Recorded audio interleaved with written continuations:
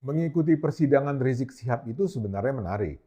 Mungkin sama menariknya dengan drama Korea atau sinetron Ikatan Cinta lah. Beberapa pekan yang lalu, Rizik mengamuk di sidang pengadilan. Ketika itu dia memaki-maki dan menuding-nuding jaksa. Kali ini saat dia membacakan pledoi, dia bikin drama lain. Dia menangis, dia bilang dia diasingkan, dia bilang dia korban konspirasi oligarki politik. Di pengadilan, dia bahkan menggunakan syal Palestina. Akibatnya, ya hakim terpaksa meminta dia menanggalkan syal tersebut. Hakim bilang ruang pengadilan seharusnya bersih dari pesan-pesan politik semacam itu. Tapi kali ini Rizik tidak ngamuk. Dengan patuh dia lepaskan syal Palestinanya. Mungkin ya karena hakim mengatakannya dengan nada ramah atau ya karena Rizik memang ingin lebay saja. Yang penting kan media sudah memberitakan bahwa Rizik mengenakan tanda solidaritas Palestina bahkan ketika sedang terancam di penjara. Drama. Tapi drama terepiknya adalah ketika dia nampak menangis dan menghapus air matanya. Suasana pengadilan sempat hening. Ya bukan karena terharu sih, namun kayaknya lebih orang bingung. Kok Rizik nangis sih? Bukannya dia singa padang pasir? Mungkin begitu yang ada di dalam hati hakim, jaksa, kuasa hukum. Alasan menangisnya juga lebay.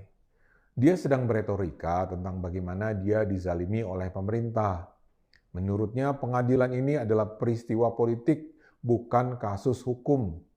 Dengan bergetar dia bilang, hukum hanyalah alat justifikasi untuk memenuhi dendam politik terhadapnya. Akibat adanya dendam politik itulah dia harus hidup dalam pengasingan selama 3,5 tahun di Mekah. Tapi kata Rizik, walau diasingkan, dia sudah membulatkan tekad untuk pulang ke Indonesia. Saya dan berkeluarga bertekad untuk pulang, kata Rizik, karena Indonesia adalah tanah air kami yang kami cintai. Indonesia adalah medan juang, katanya. Saya harus pulang, kata Rizik. Dan tiba-tiba saja dia menangis. Kenapa dia menangis? Tidak begitu jelas.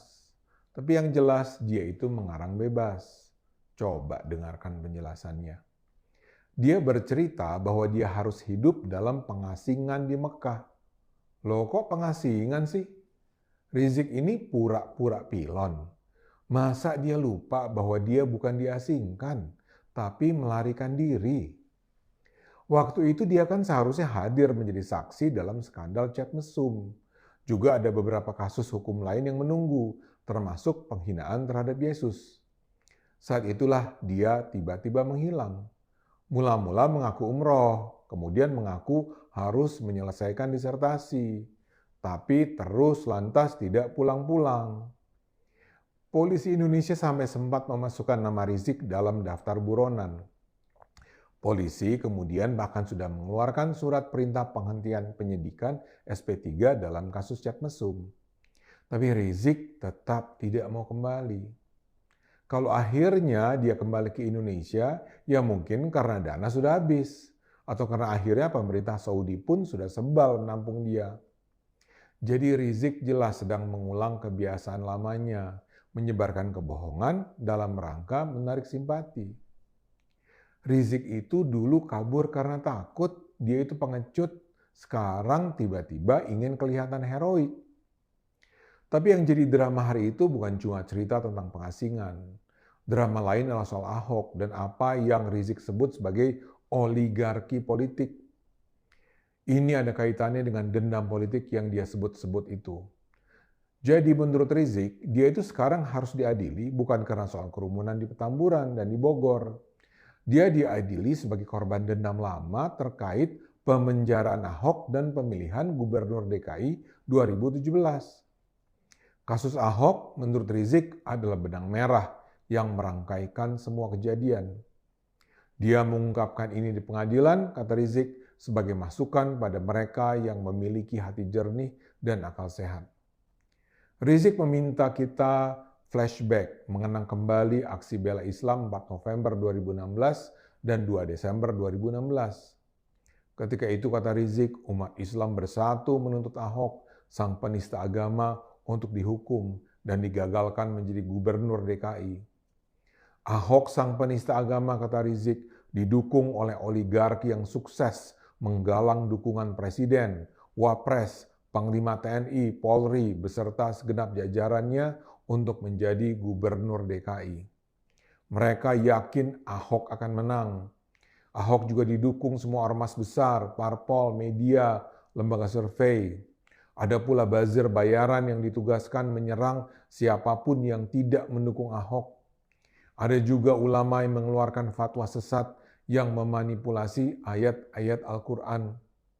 Bahkan ada pula barisan paranormal untuk menguatkan kekuatan gaib. Ini semua bisa terjadi, kata Rizik, karena adanya siraman dana dari oligarki. Oligarki ini marah sekali pada Rizik ketika akhirnya Ahok kalah dalam pilgub dan harus dipenjara. Mereka dendam pada Rizik. Karena itulah, kata Rizik dizalimi. Selama di Mekah, kata Rizik, keluarga mereka terus diteror intelijen hitam. Dia pernah ditahan di jalan oleh polisi Arab di depan keluarga. Dia juga pernah ditangkap di Borgol dan ditahan selama 1 hari. Namun, kata Rizik lagi, cobaan itu membawa hikmah. Pihak Saudi akhirnya justru menerimanya. Rizik bisa beraktivitas di Mekah tanpa izin tinggal karena kedekatannya dengan intelijen Saudi. Saya bahkan bisa menerima ratusan tamu, kata Rizik, walau tidak memiliki izin tinggal. Penjelasan Rizik ini menjawab pertanyaan mengapa Rizik bisa bertahan selama bertahun-tahun di Mekah meski dia tentu sudah melanggar peraturan keimigrasian di sana. Kini dengan penjelasannya kita jadi paham bahwa Saudi memang dengan sengaja membiarkan Rizik menjadi tamu istimewa di sana. Tapi cerita Rizik belum selesai di sana. Dia bilang ketika akhirnya dia pulang, operasi perburuan terhadap dirinya terus berlangsung. Secara jelas dia menuduh TNI dan Polri sebagai kaki tangan operasi penghancuran Rizik dan FPI. Menurutnya pengadilan Rizik ini adalah hasil kerja operasi intelijen yang didanai oligarki. Para penguasa itu menunggangi polisi dan kejaksaan, kata Rizik. Rizik juga mengecam Pangdam Jaya karena menurunkan baliho selamat datang Rizik Syihab di Petamburan. Dia menuduh pasukan TNI menteror Rizik, keluarga, dan tetangga. Rizik bahkan menghina TNI karena mengancam Rizik, padahal FPI setia pada Pancasila. Dengan nada melecehkan, Rizik menyatakan, mungkin Panglima TNI tidak punya nyali melawan gerakan separatis Papua, jadi hanya berani dengan FPI.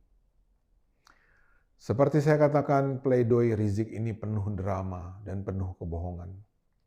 Buat saya tuduhan bahwa Rizik melanggar prokes COVID bisa saja memang dibuat-buat untuk bisa memenjarakan Rizik.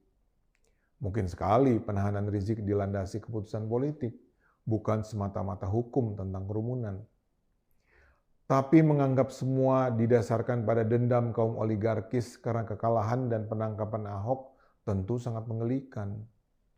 Rizik harus sadar bahwa dia itu adalah tokoh penting dalam gerakan yang akan menghancurkan Indonesia. Rizik adalah sosok yang membawa petaka bagi Indonesia. Rizik bukan orang baik, Rizik orang jahat.